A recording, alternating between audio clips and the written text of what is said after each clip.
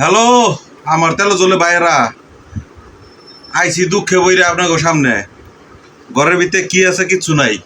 সন্ধ্যার সময় খাইতে বউ খিদে লাগছে, বাইরে যাওয়ার উপায় নাই।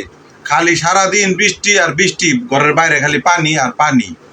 এর লেগে আজকে খাওয়া লইছি কি জানেননি, ঘরে যেটি আছে লইছি মুড়ি, তারপরে লইছি ঘুমনি, আর তরকারি আসিল কিছুই না। মাংসের একটু জোল আসিল, ওইটা লইছি। এই যে দেখেন গরুর মাংস জল দিয়া, এই গরুর মাংস জলটা মুড়ি যারা যারা না খাইছেন এরা অনেক কিছুতেই বঞ্চিত, আর যারা খাইছেন এরা জানেন স্বাদটা কি। তো দেখেন শুরু করে দিলাম, লইয়া ফেলাই ঘুমনি।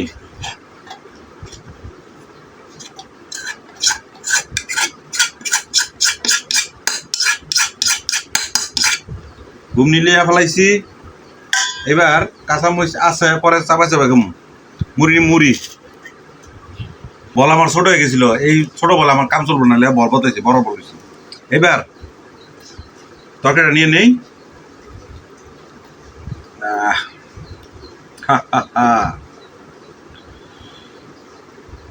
না তরকারি নিয়ে নিছি, এবারে একটু ডলা দিই।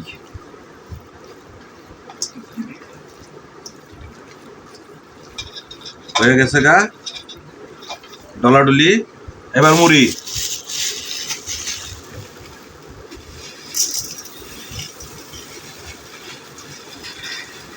মুড়ি পরে নাকি।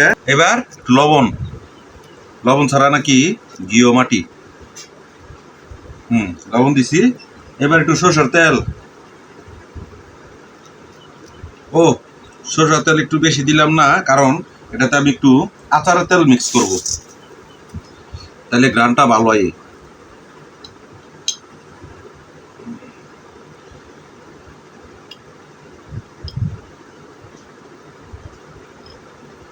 বহুত হুয়া।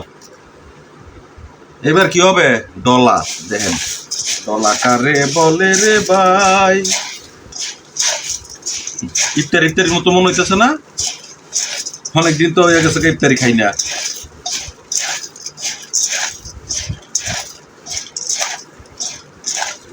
হইয়া গেছে আমার মুড়ি ভর্তা।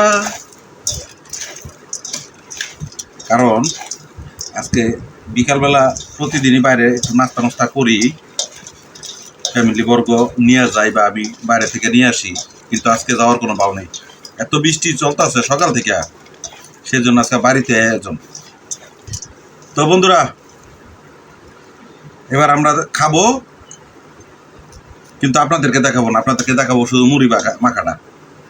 হয়ে গেছে, একটু মাংস পাওয়া গেছে। দেখা আজকের মতো বিদায়, খোদা হাফেজ।